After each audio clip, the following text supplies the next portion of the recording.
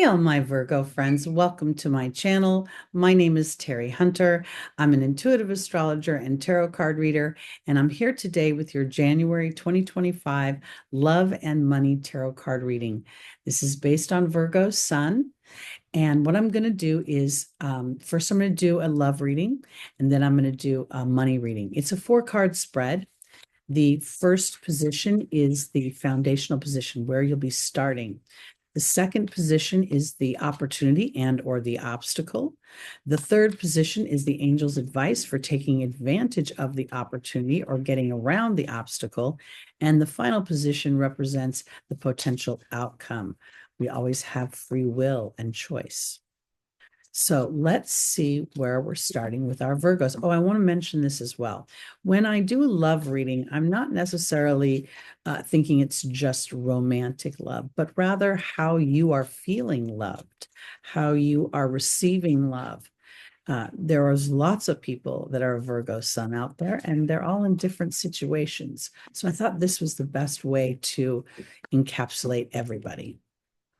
So let's look and see where we're going.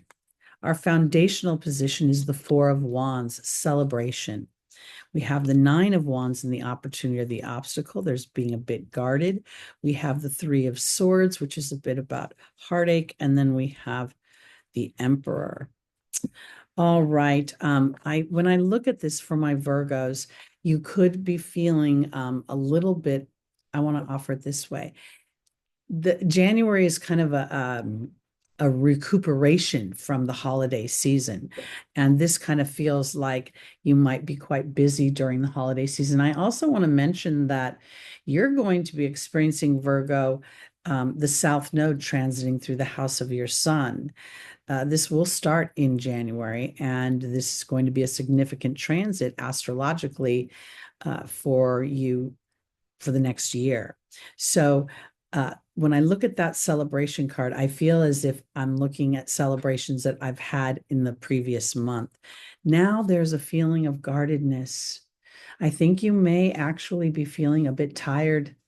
You may be feeling a little bit overwrought here too, because this 3 of Swords and the angel's advice is sort of this it's not really about active heartache. It's the angels being asking you to be aware of where your heart is of service to others, where you put yourself in a practical, logical place, because this guardedness could very well be because of celebrations where you were working too hard as a cooperative component, or throughout the holidays you might have been working. I don't know. This spread for love feels a little bit as if you feel slightly depleted.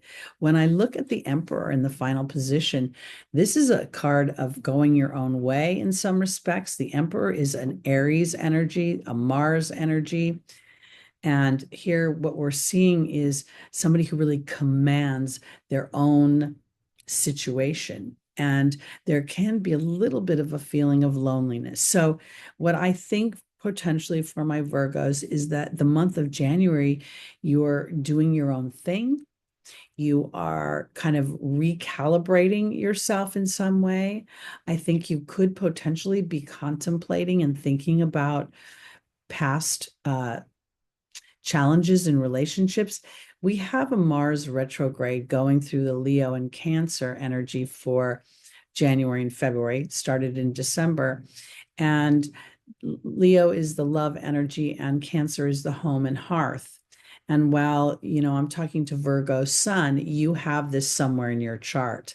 And I'm for some reason, it's resonating with me that you could have been really involved in the holidays with whatever was going on with family. It doesn't mean you were with family. It could have just been even the memory of family, because I'm feeling a sense of heartache and a sense of having to guard myself from heartache, having to go my own way, do my own thing, take care of me. And that's kind of challenging, to be honest. And one of the things about Virgo is the sign of service to others. And oftentimes humans define that as, well, you have to do something for me. I, as an intuitive, believe that that's a little bit different. It's about taking care of yourself, being the healthiest part of you, doing loving service to others, but through your passion, through your own sense of adventure, your own willingness to explore. That's the Emperor. And I think that that might be what the dominant thing is this particular month of January, is that you are assessing and looking at what is brings you joy, and maybe moving away from more dutiful relationships, or relationships where you're expected to be of service to others. And I kind of feel like that's just not the direction to go to feel loved, because we need an exchange of energy. All right, let's go on to your money reading. This is for, again, January 2025. Let's see how resources are looking. The South Node going through the sign of your sun is going to bring a situation where you are going to experience something that could potentially feel as if it's erosive. It could potentially feel like there is a loss, but oftentimes there is attachment to the loss in the sense of something fear-based, or I'm operating on some sort of lack or insecurity. And the South Node is challenging me to check into my divinity, to check into my soul, to check into the eternalness of my being, and to align to that. And sometimes with the earth signs, it can be like, if I don't see it, it isn't real. And when it comes to money, that could be very much the case. So let's look and see what Spirit has to say, because money is a vibration. Here we have the Two of Pentacles, the flow of money. I love that. Then we have the Ten of Wands. That's a little bit of a burdening energy here. We have the Tower. Okay, that's an unexpected change. And we have the Five of Swords. I think my Virgos might be experiencing where they're looking at how they make their money and how that money flows. And if you've been doing a super good job, I'll tell you, whenever you want to hire somebody, hire a Virgo, because they are going to always do the best work. They have a keen eye. They're fine tooth comb, eye for detail. But here it looks again like you're going your own way. And if you win, someone has to lose. I think there's the potential that you may decide that you need more flow of money, that you have been burdened long enough and you are no longer going to be able to take it, because this Tower is an unexpected change, but it's in the angel's advice. To me, it's very Uranian. I swap. I think the Fool is Mars and the Tower is Uranus. Most readers do it the other way around, but Uranus is rebellious and it knocks the crown off of the castle. And it's lightning. So here, I think you're having a lightning strike. I'm sick of being burdened. I'm tired of doing things for other people, or there isn't enough of an exchange of energy, enough playtime, because here's the Five of Swords. And this is where you win, but you lose. And you lose because people tend to, with the Five of Swords, there's a weird feeling of contempt. Like you win, but other people aren't happy because you're not doing what they want you to do.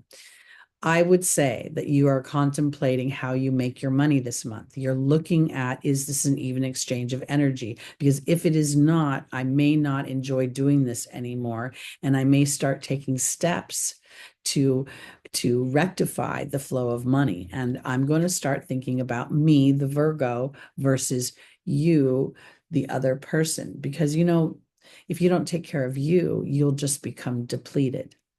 And I think that's an important thing to pay attention to with the South Node going through the house of your sun. Because as you see the wisdom of your own joy through your service, doing things that you love, and making money at it while being of service to other people, it'll start to balance out the energy. Okay, that's it for me for January 2025. Again, my name is Teri Hunter. I'm an intuitive astrologer and tarot card reader, in addition to many other things. Please like, please subscribe, please share, and hit that notification bell. We have lots of content coming out, and I'll see you in February with your love and money tarot card reading. Have a great January. Happy New Year, everybody.